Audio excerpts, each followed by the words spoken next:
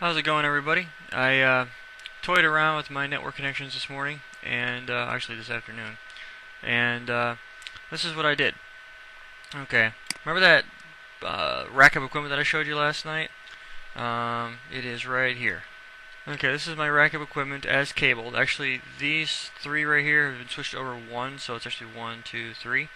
But right now, I am on the exiter router. This guy right here, as you can see, and I've connected to this switch right here. Can't really see it, but there's a switch port right here that I'm connected to. And this, if you do, as you can see, show CDP neighbors. I've connected to my switch and my frame switch and my router, or the frame switch, which is actually a 3640, and the switch 1, which is a 3550. So if I do and I pinged the 192.168.1.41, which is my my switch 1, and I'm talking to it. So I should be able to telnet to 192.168.1.41, and there it is. Rob, Cisco. It may run a little slow. Oh, I know why. There we go. Show ver, and as you can see, it's a 3550. So I am in GNS3 right now. Control Shift 6X breaks you out, and then Control Shift 6X, and then if you type in exit, you leave that. So I was in the route. I was in the switch. So what I'm going to do is I'm gonna keep this guy right here handy on the page over so that I can point things out as I'm doing this. What I've done is you've got this right here. This is going to simulate. So this will be my 3550, and these are my two 2950s. Okay, because currently switch 1 is this guy right here.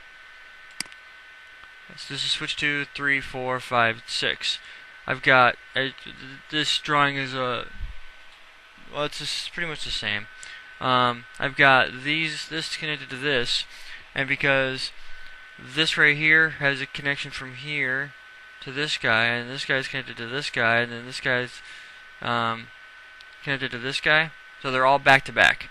So if I go to the switch, I should see CDP neighbors, I should see some other things. So what I've done basically is I have connected it so that I will be able to do a router on a stick in a actual environment, so you guys will be actually able to see the routes propagate. So I really wanted that to happen, so I made it happen. All I've done basically is I've connected it to my local area connection. So I haven't tried it yet, but I'm going to from my switch. So do show CDP neighbors. I still see my switch, so I'm gonna ping yahoo.com. Actually, I'm gonna come over here and I'm gonna do CMD. I'm going to type in, I don't have a whole lot going on. There we go. I'm going to ping yahoo.com. And I can talk to Yahoo. So what I'm going to do is I'm going to copy and paste. Let's do this. I'm going to ping 98.138.253.109. And I don't know if this is going to work. I've never actually gotten it to work from GNS3, and it's not. Which doesn't really surprise me because it doesn't know how to get there. So let's do a trace to this IP.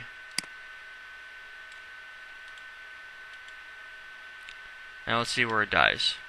It may get, yeah, it doesn't know how to get there. It doesn't know, there's like, I don't know how to get there. So, I could probably telnet. I'm going to Control Shift 6 on that. I could probably telnet to 192.168.1.41. Yeah, I could telnet to the switch. So, I can do that too. So, I just wanted to show you that. I will eventually set it up to where I can get out to the internet, and I will eliminate this ISP, because I'll actually be able to show you in GNS3 how this works. So, I'm going to write mem to this, and the reason why it works is because, and I'll show you, just show IP interface brief. My fast Ethernet 1/0 is on the same subnet as my local network, so it'll work. So I'll actually be able to go into layer 3 switch and configure router on a stick and stuff like that, so you guys will be able to see this. So give me 1 second and I'll be right back. Okay, I brought over the PDF for the lab, and I don't have much running at all in GNS3 right now. As you can see, everything's pretty much turned off, and I don't need everything turned on. The frame switch is turned on, but the frame relay routers are turned off. But see, that's the beautiful thing now that I can do this. Now that I have this saved, I am going to be able to take pretty much this entire topology and, whoops, see, that's what I'm talking about. It goofs up every now and then. I'll be able to take the entire topology and I'll be able to emulate it in real equipment. And then the only thing I won't be able to do is this one right here, which is the point-to-point, but that's why I had the point-to-point still there. So I will be able to do it in here. You know, I'll be able to show you. I'm going to do, because then it'll be easier for me to explain the concept and show you how things work if I can physically just do this right here, rather than going into a switch and being able to ping across, and you guys will be like, okay, I can't really see what you're talking about. But the logical topology, I'm sorry, the physical topology shows out like this, and I'll be able to physically pull it up and ping the things and stuff like that in real equipment, and you guys will be like, oh, okay. Now, for some of it, I will have to console into it, which is no big deal.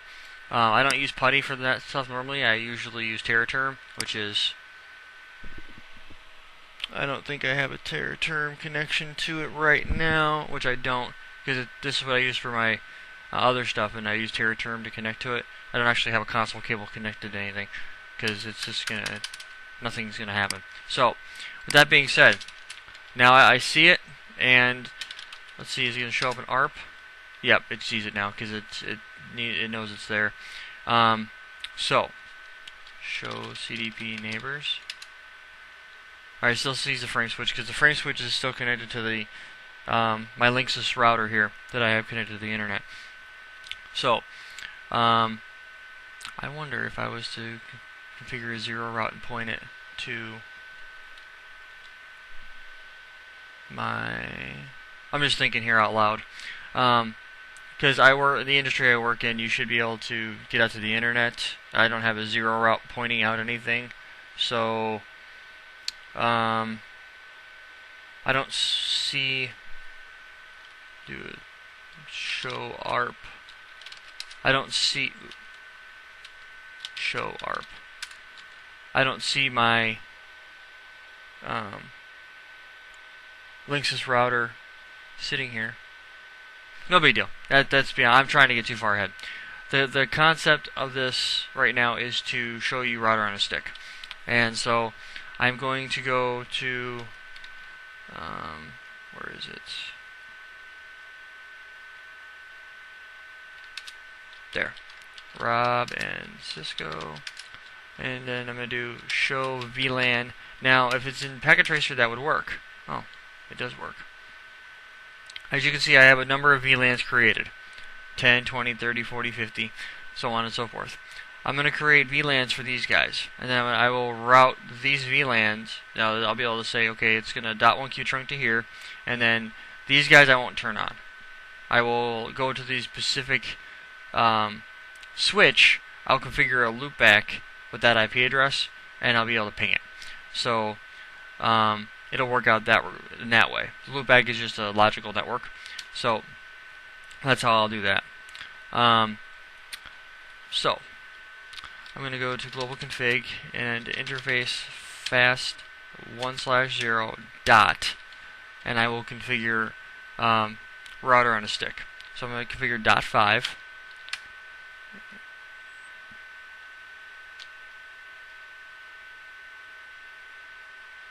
What? Unrecognized command.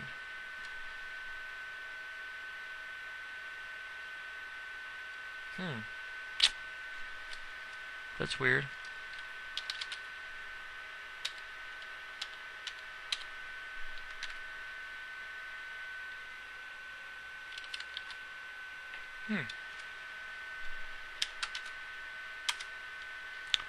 Well, that just kind of backfired on me, didn't it?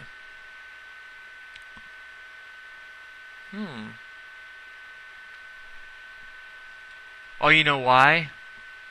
I know why. I know why. Because this is a switch port. That's why. And you know what I'm going to do is I'm going to click in this and delete that. And then I'm going to take this guy and delete it. Delete, and I will connect fast Ethernet from here.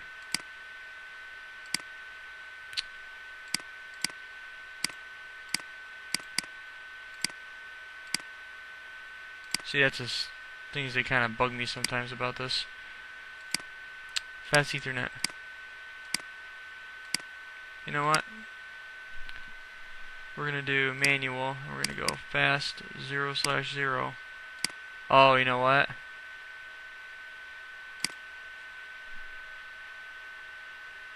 Where'd it go? It just hosed up on me. Because I deleted something. Yeah, GNS3 is not responding that way. There it goes.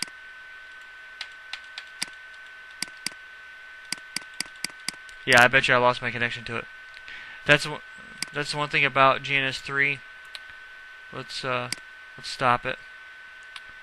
And let's reconnect it. It has an issue sometimes with it's already connected. I gotcha. That is the one drawback about GNS3 in this type of situation. It does goof up. So you know what? I'll just delete the router.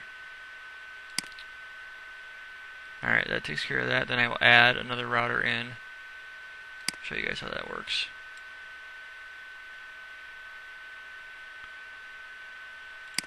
And then I will rename it to Exeter. Slide this guy up. I'll configure it with 2 WIC2Ts and a fast Ethernet. Apply. So now what I'll be able to do is manually connect fast 0/0 to this guy. It's shut down obviously, but serial 0 will connect to this guy on serial 1, serial 0/1 to this guy, and then 0/2 to this guy, and this guy. So now I'll be able to go in here and start and console.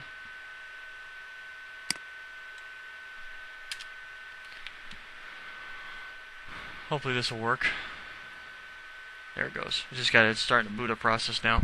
So I'm keeping this live so you guys can see how this works and how you would work through a situation like that. And then I'll configure it. Hopefully I'm right about the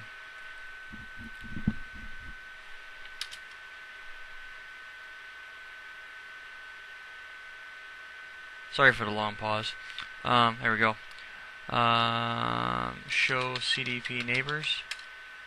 Yeah, it doesn't see it right now because it's still doing its boot up. So we're going to go to global config mode. We're going to go interface fast 0/0, and we're going to type in no shut, and we're going to type in IP address is okay. It came up. Type in 192.168.1.50, 255.255.255.0. We're going to do and show CDP neighbors. Alright, it's still not seeing it. I am not worried at all because it saw it a couple minutes ago. So I'm going to go say, okay, there's a duplex mismatch.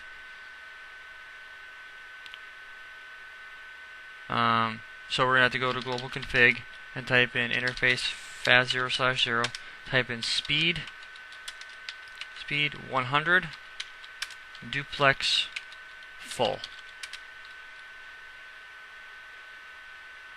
And then end write mem. Hopefully that'll get rid of the duplex mismatch issue. Show CDP neighbors. Now it sees it. Like I said, I wasn't worried because I saw it before, and I know it takes a minute for it to sometimes.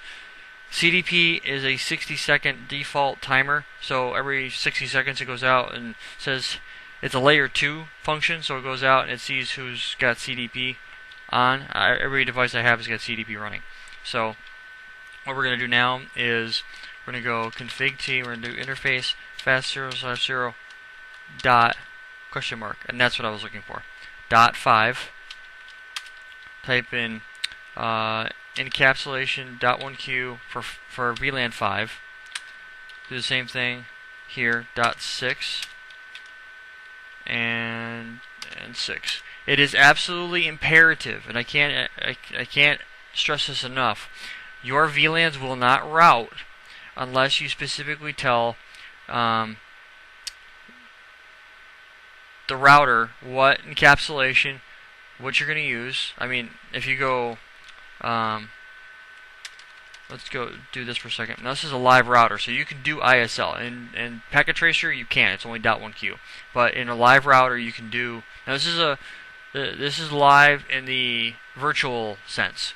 Now I could go on to a live router, one of my 2600s that I have sitting here, and do the same thing, but this right here is good enough for training. So we're going to type in .1q and then the VLAN number. So you can put in 1 through 4094. So like I said, 6 and then show IP interface brief. And it's unassigned. There's no IP addresses to it. So because the fact that we've already got VLAN assignments for this stuff, it's a matter of applying one of those addresses to that. Now, your question is, will this affect this? It shouldn't, because it's a different network. However, I don't know. It may. I won't know until I actually do it. I've never tried that before, so I guess we're both going to find out. So, it shouldn't make a difference, because, but you never know. With that being said, let's see here. Show run.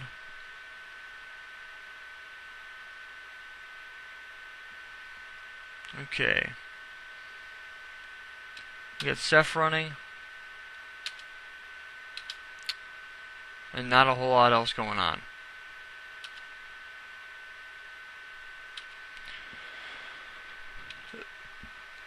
Excuse me. Oh, I can tell now too, this one too. Cool. So, I've actually got, that'll hose you up if you don't do it correctly, because, as you can see, I just ate lunch a little while ago. There's no username, no password, no login set up for that. So, this right here is actually not going to work. This, in GNS3, you can set up a log or a temp file to where it'll automatically boot up a certain way based on the temp file. So that's what I have set up. So one thing we're going to do is go into global config and type in username Rob. And we're going to type in, what do we want to do? We want to give it privilege level 15, because that brings you to privilege mode. And then the question is now is, we want to have it a secret password. The secret password is going to be Cisco. Okay, that's done. And now we're going to type, and that allows the router to, this is the local login, that allows this to use the login local. So I'll go line VTY 0 space 4 login local and line console 0. Same command, and show run include line section line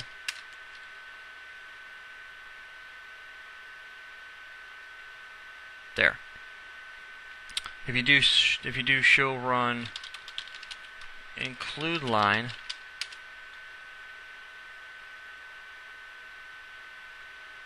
it's only going to give you the line information. It's going to say, okay, this is what you have to work with.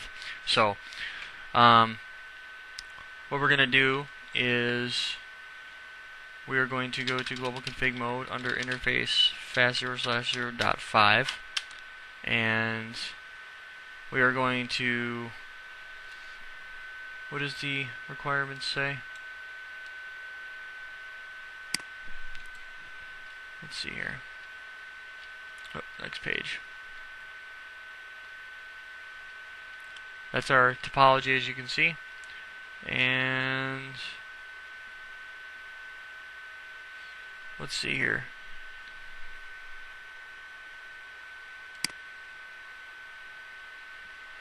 I need to figure out where I need to be with this stuff. Hang on one second for me. Okay.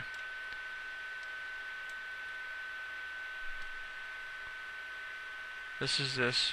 So I'll drag it over here so you guys can see. Oh, sometimes, man, I tell you, there's not a whole lot going on either. Okay, so you guys see that IT support is right here. That's this guy, R11, and stuff like that. So what I'm going to do is on the switch, I'm actually going to reload the switch and configure it so that it is the VTP server. Ooh, where that came from is beyond me. VTP server, and go from there. And that should get us set up to where we need to be. So, click on this guy, and we're actually going to exit out.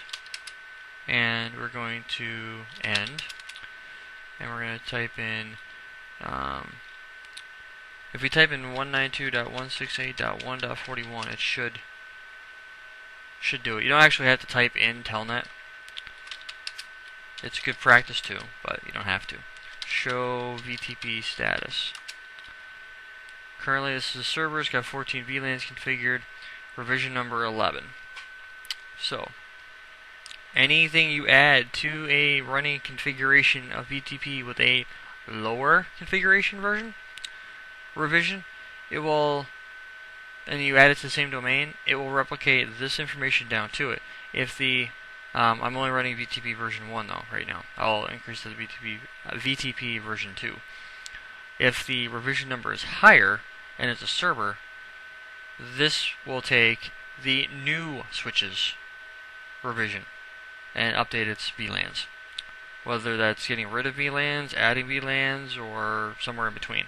So, config t VTP version is 2. So now we're on that.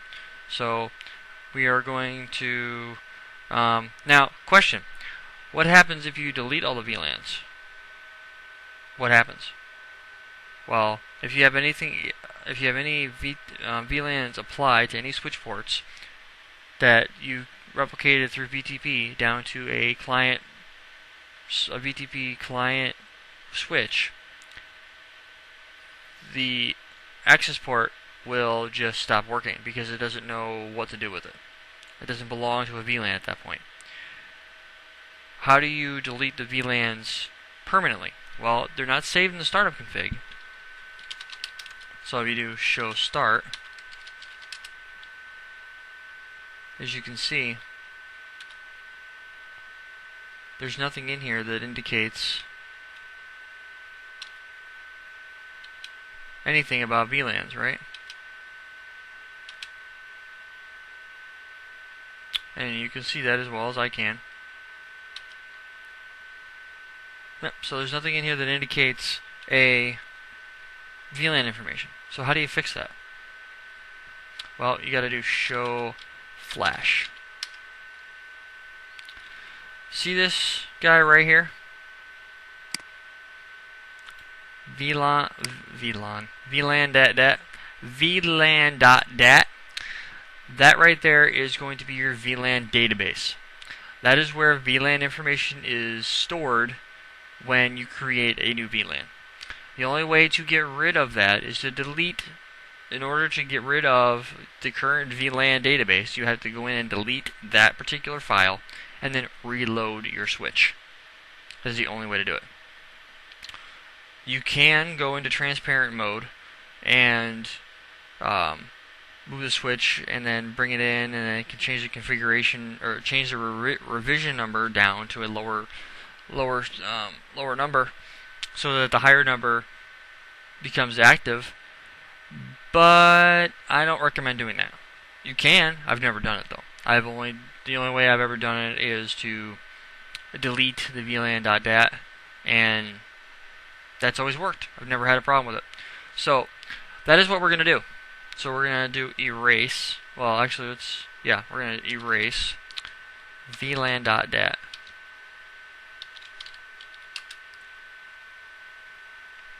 Erase question mark.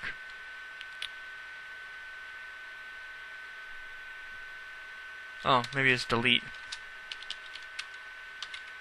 Delete question mark. And flash. And there it is right there. Flash VLAN.dat. Or just type in VLAN.dat. Are you sure you want to delete that?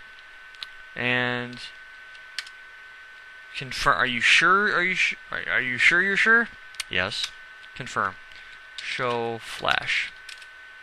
Show flash. And it's gone now. Now, does that show VLAN?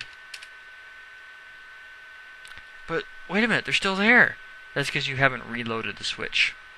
So if you reload,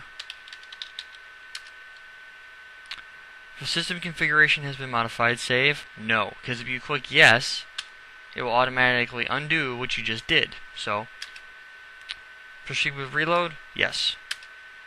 Okay, now my connection's been lost. You guys can't see this, but the switch is in the middle of a software reboot.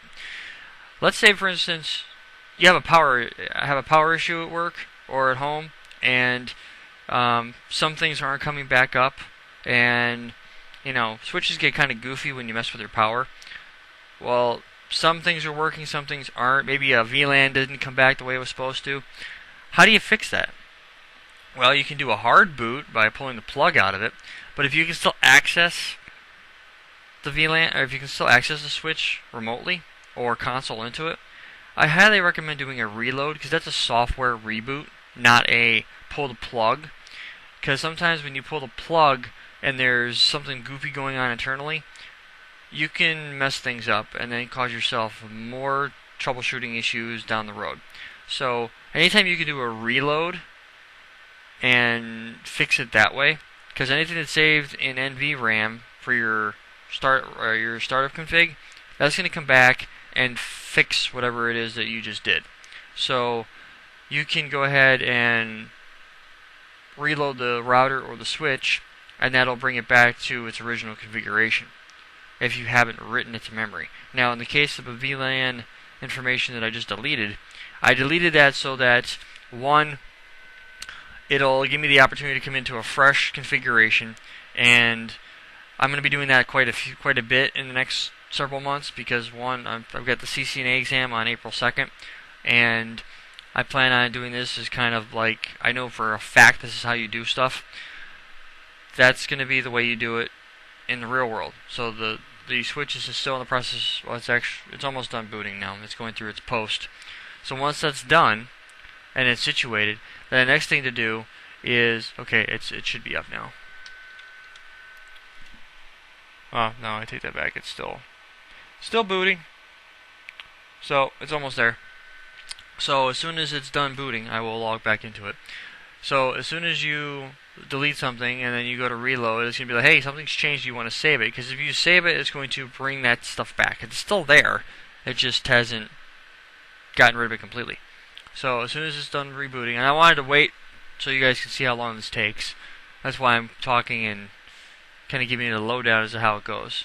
Okay, it's done doing its thing, and it's okay.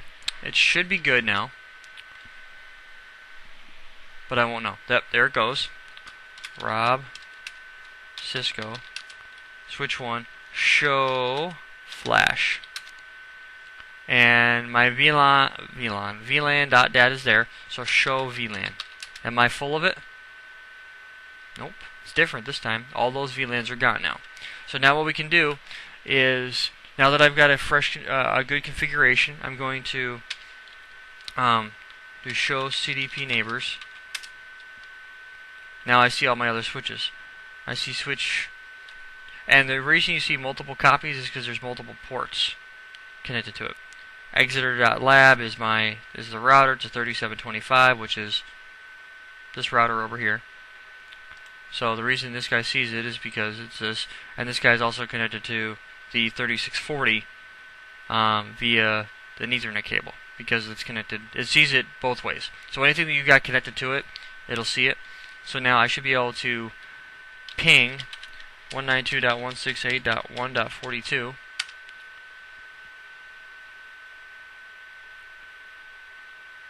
I don't know if it's going to work. And it didn't.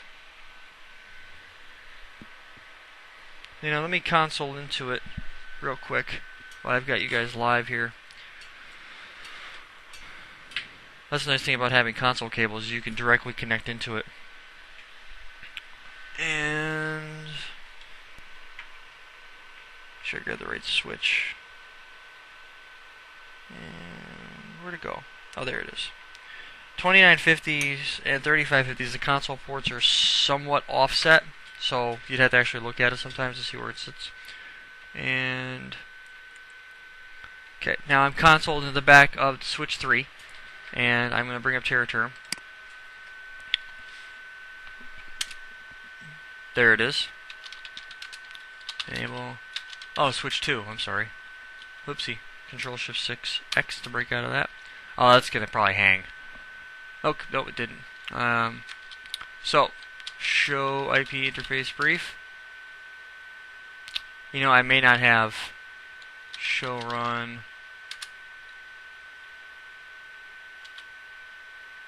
It's got SSH enabled on it, that's for sure. I've got port channel set up. And I should have Telnet enabled. Yeah. That's weird. Let's try that one more time. 192.168.1.42.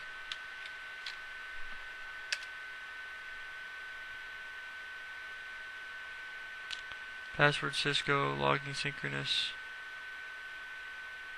login local.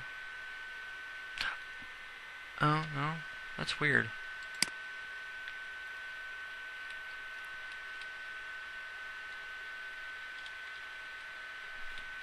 And it's got a port channel set up. I've got a layer 3 ether channel set up on this thing as well. So,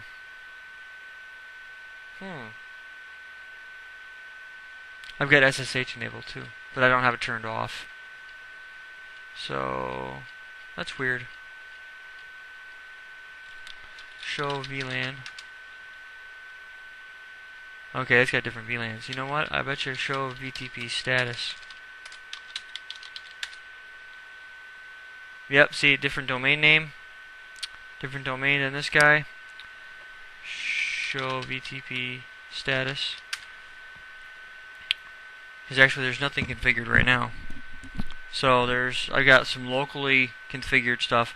So that'll actually be a good sign to me that I need to come in here, configure this up, and figure out why I can't. Oh, you know what? I changed the VTP version 2, but because I didn't save it, it didn't flip over. So that's okay though. So and since I'm on switch 2, I do show CDP neighbors. Switch 1, switch 4. Just so you guys know, switch 1 is a 3550 because it can route. So it's a router, a switch, and IGMP. IGMP means multicast. So switch 4 is a 2950. It can only switch, and it's IGMP as well. So why it doesn't see switch 2 or switch switch 4 and switch 3 is beyond me. They're connected. So that's actually, I'm really happy that it worked out that way, because now I can actually get my switches situated, because actually the lab is not ready for me to start poking through here. So what I'm going to do is, I shot the intro last night. It was about an hour long, and it goes through the subnetting of all the subnets. I'm going to go through, and I believe what I'll do is I'll go through step by step each switch. I'll do it independently of each other. I'll get remote management set up so that I can telnet instead of having to console into each device, and go from there. So that's what we'll do. And that's about it for right now. So as you can see, I have quite the lab set up, and I'm going to write mem. I'm going to exit. I'm going to write mem so that I can save the configuration here. I'm going to save the topology as is so that I can connect to it. And tonight when I get home from work, because I have to leave here in a few minutes, is I'm going to go ahead and set up remote management to all the devices. I'll console into each one of them. And all of this stuff you see over here, let me bring up the picture. Everything you see on here, the frame relay, will be done on these 3 routers right here, because there's 3 routers, hub and spoke. And I've actually got the switch already set up for it, so that it's already full mesh, same delcies, so it won't be any difference in that. And then the switches, I'm not going to connect this back in, because then it would actually think it's connected, but I'll keep this up here for diagram's sake, and you guys can, I was like, this right here connects to this, and then this is how these guys will talk, and then, oopsie, I'll go from there. So, and then PPP, I'll keep that set up the way it is, and then I'll do multi-link PPP. So, beyond that, that's about it. I hope this has been informative for you, and I would like to thank you for viewing.